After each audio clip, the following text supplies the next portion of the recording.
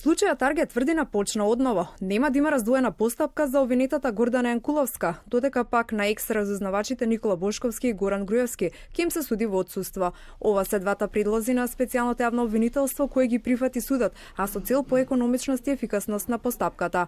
СЈО и одбраната остана на истите воведни зборови кои ги дадоа пред повеќе од еден месец. Адвокатот на обвинетите Бошковски и Груевски, Петар Василев, рече дека ќе поднесе жалба поради одлуката на судот да им се суди во отсуство.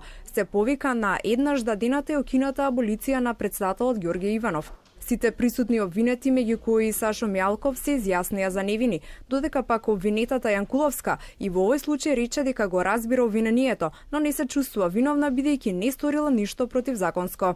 Следното рочиште продолжува со сослушување на сведокот Ѓорги Лазаревски, за кој обвинителите потенцираа дека ќе има обемен и темелен исказ и е важен сведок во судскиот процес.